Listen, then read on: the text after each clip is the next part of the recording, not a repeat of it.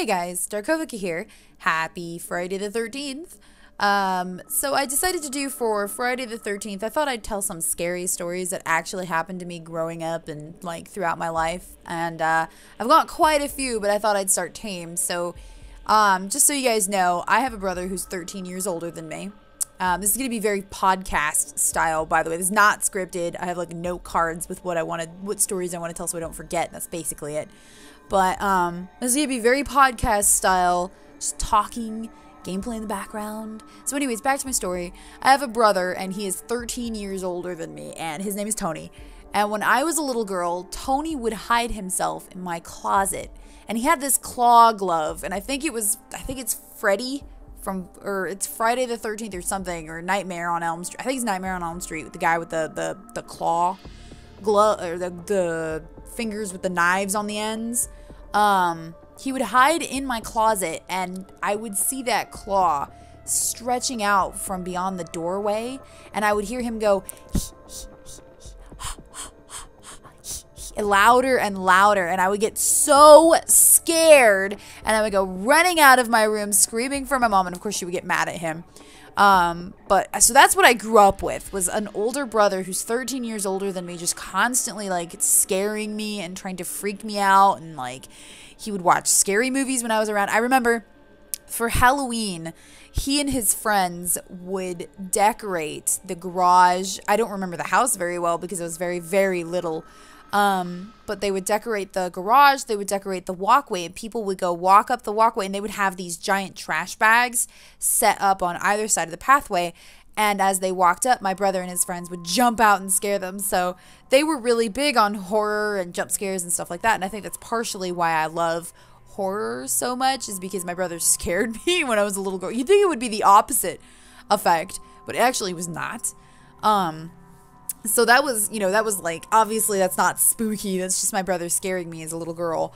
But, growing up, other stuff happened. So like, for example, my brother hiding in my closet, that was scary to me because in my bedroom, which I did not sleep in for, gosh, a really long time, probably until middle school, I did not sleep in my own room. I slept with my parents, usually on the couch that they had in their room. And the reason was because growing up, my godparents would send me these dolls. They were China dolls. They were made of like, porcelain, I don't know what, but they were just very, very like fragile, very, realistic. They had these perfect curls, and they were creepy. They were very creepy growing up with those dang dolls. I remember my mom would put them in my room, and in this particular house that I'm remembering from my childhood, they filled my room on every wall except for the wall where the door was. They were on these shelves that my parents installed, and they scared me to no end. I don't know what it was, especially one particular doll called that I called the ballerina doll, and it was because she was this, this young child doll dressed in a ballerina outfit with her brown hair done up in a bun. And so I would play in that room during the day because I wasn't so scared when it was daytime. But when it was nighttime, I'm telling you, those dolls were staring at me, especially the ballerina doll. There was this one doll that was my favorite. It was the only one that I think I liked because she looked like me. The ballerina doll, I swear to you, would push that doll off of the shelf. I would hear scraping, turn around, and the ballerina doll would be staring at me. So I had an overactive imagination, but there was something about that ballerina doll that I seriously did not like, and I was afraid to touch it. I was afraid to do anything with it. And anytime we ever tried to sell it in a yard sale or get rid of it because my mother knew I didn't like it, it would just disappear. And then we would find it again later in a box that we just didn't put it in, and it was just very odd. Like I think we found it relatively recently. She was stuffed in a box, pristine, like nothing had happened to her. And I freaked out and went running out of the garage, and my mom was like, "It's just a doll." And I was like, "That doll is evil." And the whole reason why I did not sleep in my own room well out of elementary school, which is embarrassing and silly to say, but it is what it is. And in middle school, I grew up with the world's worst night terrors. Like I said, I have an overactive imagination. And growing up in middle school, I had night terrors every night in my bed. And I would wake up in the middle of the night and it would be pitch black and I was just suddenly awake. It wasn't like sleep paralysis. I could move. I was just suddenly 100% awake, like I hadn't been just dead asleep 2 seconds earlier. And everything in my room was wrong. I would wake up and just be so terrified. So it wasn't like I had nightmares or anything. I would literally just wake up in the middle of the night and be scared for no reason. And I would sit there too terrified to get out of bed because I was afraid something would grab me.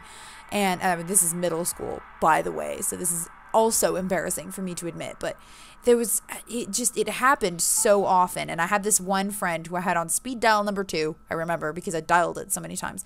And I would dial him in the middle of the night and he would know, because obviously he's getting a phone call in the middle of the night, and he would just wake up and go, Monica, it's not real, go back to bed. And I'd be like, but it's really scary. He goes, I don't know what you're seeing, but go back to bed. It's fine, you're fine, it's not real. And so, it would calm me down and I would go back to bed and it was fine. Eventually, one day, those stopped happening. I haven't had night terrors like that in a very long time. The next story that I have is actually, I went on a trip with my parents to, I think it's called the Queen Anne. It's this haunted ship in, I forget what city. I should have looked this up before I started telling stories, but when I was a little girl, I went with a friend. I don't remember how that went very well, but I do remember one specific incident on the Queen Anne. And it is a ship that no longer moves. It's docked permanently and it's haunted. I don't remember why. I don't think I ever learned. But there are a lot of ghosts on that ship. And I remember as we were walking on a tour, I felt myself get really drowsy all of a sudden. And as we were walking, I looked around and I felt like I was supposed to see something, and I see this little girl and she's standing a little away from the rest of the group. She has a ball in her hands and I don't notice how she's dressed. I don't notice anything weird. I just look at this little girl and I'm like 13 maybe tops, and I see this little girl and she bounces the ball and the ball goes bouncing away from her towards the edge of the ship. And I watch as this little girl starts running after her ball, and before my very eyes, she goes toppling over the edge of the ship. And I scream and I go running towards the edge of the ship. The entire tour group is looking at me like, what the heck? And I'm looking over the edge of the ship like, oh my God, this little girl just toppled over the edge. And I'm just like babbling incoherently, like thinking this kid just died. And the tour guide comes over and goes, what did you see? I said, I saw a little girl. And he was like, and I'm trying to tell him, like, get the lifeboat. There's a little girl. She went over the edge. And he goes, that was a ghost. Did she have a ball? And I was like, yeah. And he goes, that was a spirit. That happens every night on repeat. It's normal. And I was just like, what? Are you nuts? That's normal? Are you sure? And like, I stood there and I stared into the water and nothing appeared. There was no ball. There's nothing. Yeah, just ghost girl that went flying over the edge of the boat. And so that was another experience of mine. Then another thing that happened to me growing up was when so now this is back to when I was very, very little again. So this would be elementary school. I just remembered this one. I'm not following my note cards at all. I'm doing this completely out of order, as I do.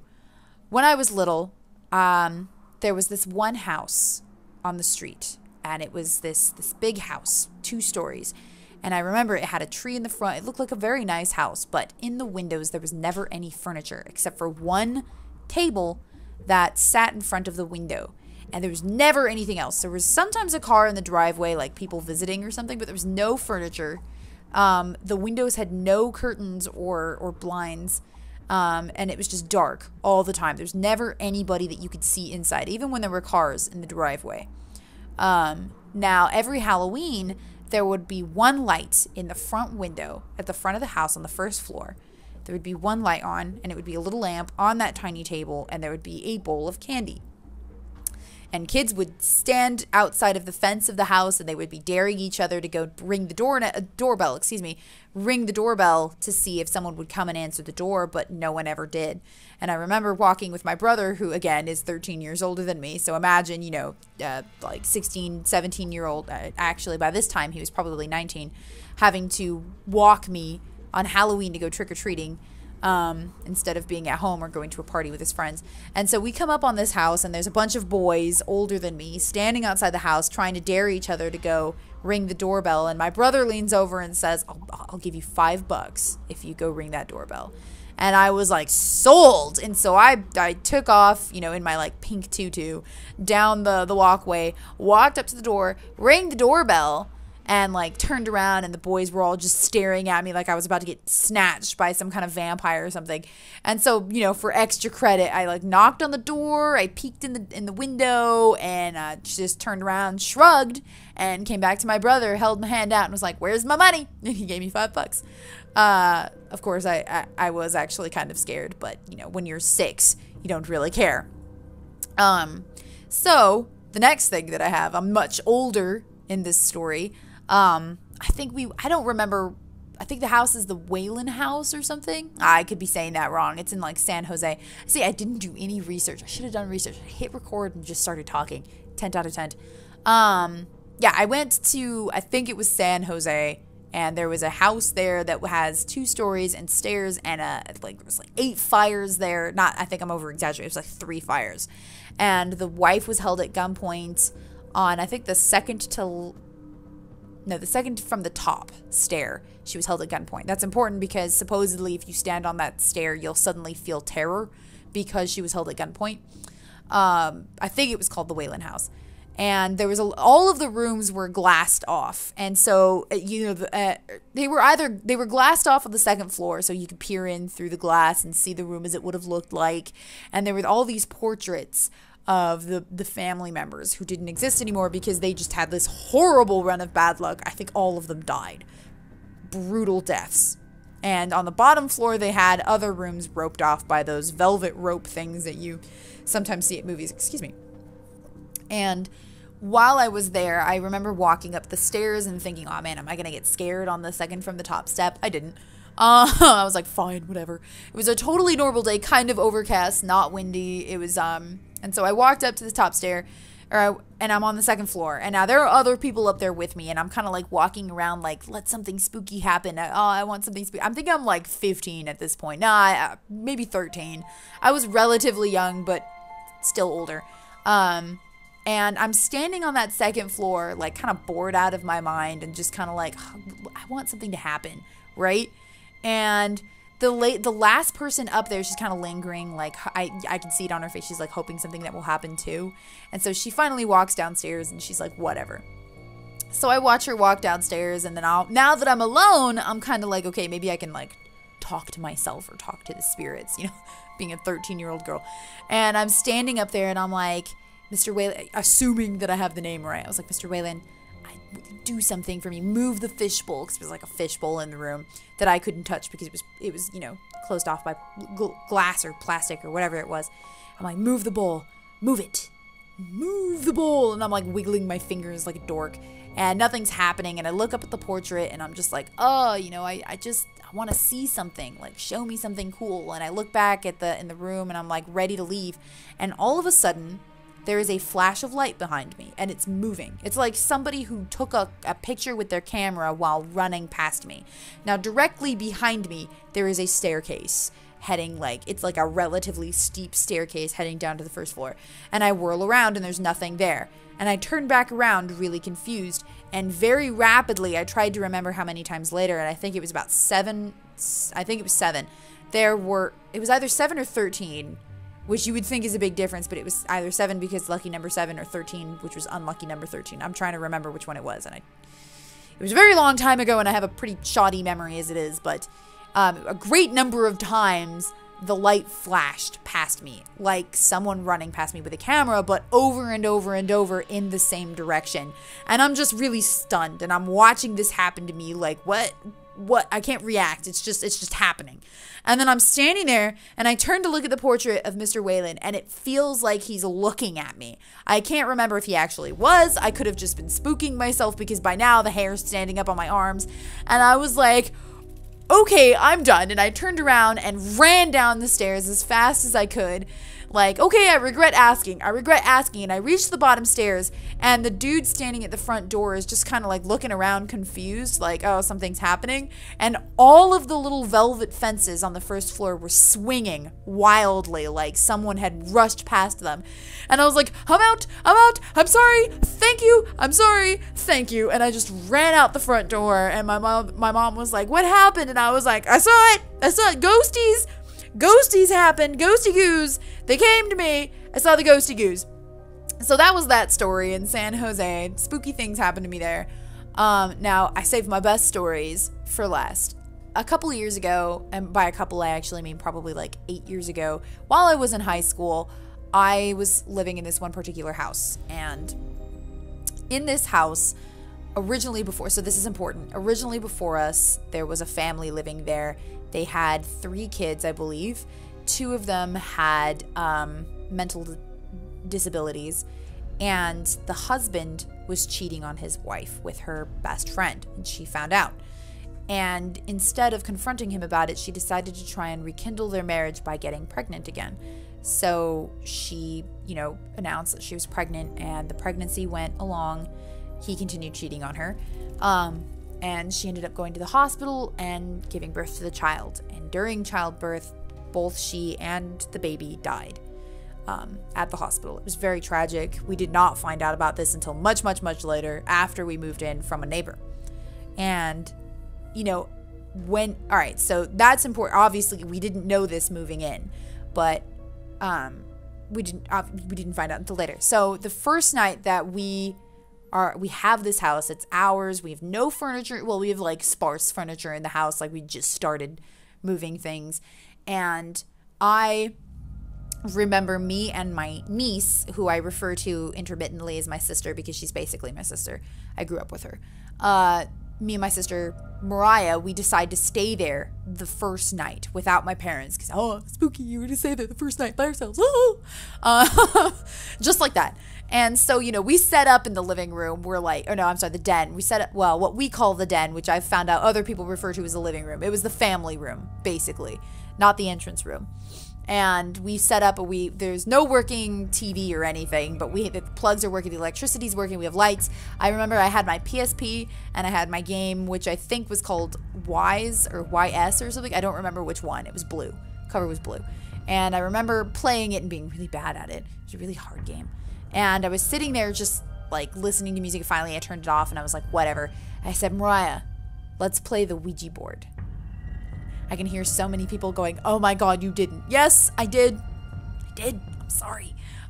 We pulled out the Ouija board and I'm like giggling. Mariah's giggling. Mariah's like 8, by the way, at this point in time. She's like little, okay?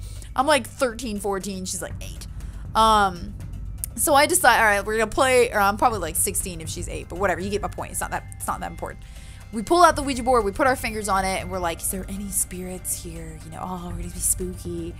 And we'd never used it before. Never. This was our first time using it in an empty house. We don't know the story behind the house. The planchette doesn't move. The little thing on the board. I think either we were pressing too hard or we were too excited or something, but the planchette never moves. No matter how many questions I asked, no matter how long we wait. I think we played for like 30 minutes and we were like, all right, let's put it back. There's nothing here. Things changed. There was a new feeling in the house.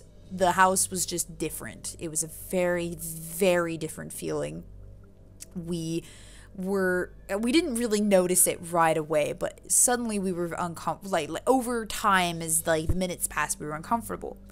We started hearing footsteps in the house, and at first it was very faint. And we were just like, "What is that?" We were like, "Whatever. It's just the house creaking." Then I heard like windows opening and shutting, and then I heard, other sounds that you should not be hearing in an empty house all by yourself. We explored the house. We looked at top to bottom. We had flashlights. We turned on all the lights in the house. Lights started turning off. The doors started opening and closing slowly. Not it wasn't like poltergeist going on in the house. It was just little things over the course of hours as they passed. And then, Mariah's like, I need to go to the bathroom. And I'm like, dang it, I don't want to leave the living room or whatever the room, den. I was like, it was our safe haven. It was the one area that didn't feel too bad. I think we made that up. I remember I plugged in my PSP, hit play in the audio portion of the Wise game. And like while creaking sounds and doors opening and shutting were happening, we literally just had that going at full blast. Just I'm reading a book, she's playing her own game, we're just ignoring it. And I take her to go to the bathroom. She's in the bathroom. We have the light, and all of a sudden, the bathroom light turns off while she's in it. She's like, "Did you do that?" And I was like, "No. Why would I do that?" She's like, "You're trying to scare me." And I was like, "No, I'm not. Why did you turn the light off? You're trying to scare me." And she was like, "No." All of a sudden, I hear someone running through. Okay, so the bathroom my sister was in my parents' room, and my parents' room had a conjoined door to my room, and the conjoined door was open, and I heard someone running in my room, and I ran to the conjoined door and I closed it, and then I heard someone scream in my room, and my sister didn't hear this, but I did, and I flipped. I was like, oh my God, what have we done? I have made a horrible mistake. So we called my parents. We made them come stay at the night with us. We're just like, oh my God, we've made horrible decisions. The house, we didn't tell them. We were like afraid because we were going to get in trouble. We were just like, oh, we're scared. We don't want to be here alone. So my parents came and slowly the noises stopped. It's my belief that this stuff happens because the more frightened you are, the stronger whatever's doing it gets. So once my parents showed up, we weren't scared anymore, and the sounds and all that stuff stopped. Fast forward, we're now fully moved into the house. Weird things are happening. Things are disappearing. Keys are disappearing. Like the lights aren't working. My parents have like changed out light bulbs for the lights over and over. My mom like keeps tripping over nothing seemingly. She's on a step ladder, and the step ladder keeps like rocking, and I'm just like, oh my God, we have made a horrible mistake. We used this stupid board. We brought something into the house and it's angry. And I remember researching online, and I don't remember where I read it. I think I was looking up other people's stories about spirits in their home, and someone said that they moved into a house and found out that it was haunted, but nobody knew who the ghost was, and the records for where they lived were just gone. So there was just no way for them to figure out who died in the house, who it could be. So in a way to mollify the spirit, they said that some spirits are angry because you don't know who they are, so their identity is lost. So they decided to name the spirit. They gave the spirit an identity, and it seemed to mollify the spirit. It seemed to make them peaceful. So me and my sister decide, you know what, we did this, we're gonna give it a go. We brought this spirit into our house. We don't know how to get rid of it. I'm like 15, she's like 7. Okay, we bit off way more than we could chew. Like, this was a horrible mistake. And so, we decide, let's put an end to this. So we go and stand in front of the fireplace while my parents aren't around. We hold hands, and I'm like, look, I'm really sorry. I don't know how to do this professionally. I don't know how to reach out to you. We invited you into this home on accident. We didn't know what we were doing. We didn't know what fire we were playing with. And I don't know how to send you back. And I don't know how to figure out who you are. Because honestly, I'm 15. And I don't have that kind of reach or research or abilities. So I will offer you a chance to join this family. And I will give you an identity if you will hold to it. And I said, I hereby name you Beethoven. I know. I'm super creative. Beethoven. But it worked. The lights suddenly started working in the house. Things stopped disappearing. Creepy stuff stopped happening. I stopped feeling people in my room. The presence just was different in the house. My parents knew it was haunted, though. Like, by this point, they had both kind of were like, man, there's ghosts here. And me and my sister didn't even tell them. So they figured this out on their own. And so, over time, over the years that we lived there, Beethoven the ghost proved to be a very friendly ghost. Like, sometimes I'd be like, I can't find my freaking keys, and I'd be looking around, and I'd look down, and bam, there are my keys.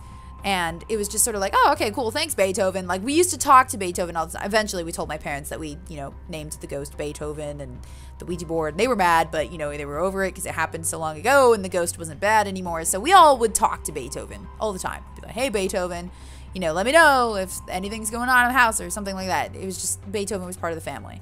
Completely benevolent, no problems from there on out. Then, one day, maybe like a year and a half later, our neighbor finally tells us about Dana or Donna. I don't remember how to pronounce her name. I think it was either Dana or Donna, but our neighbor finally tells us about the woman, Donna, and how she died there. And I think it was because we told her about the ghost, Beethoven, who was there. And so she was like, oh, I know who the ghost is. And we were like, what? And she was like, it's Dana. And things got kind of weird after we figured out her real identity. But not like crazy weird, like things just suddenly started getting violent again. It was fine. It was just like kind of strange because now we knew who the ghost really was. But we still kept calling her Beethoven because I guess we got used to it.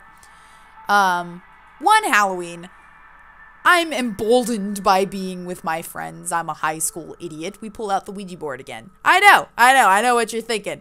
Fool me once, shame on you. Fool me twice, definitely shame on me. Fool me 3 times, I'm an idiot. So I've never done it the 3rd time, but second time we pull out the Ouija board, we start playing with it. Haha, giggles. We get some silly things like a dude who was afraid that he was gonna go to hell, and stuff like that. And we used the board and we thought it was just all fun. And then I'm pretty sure that one of my friends was faking it the whole time. Like, I'm pretty sure someone at the table was just doing stuff with the board to make it seem like we were getting ghosts. Because all of a sudden the board changed how it reacted and everyone got very uncomfortable quite suddenly.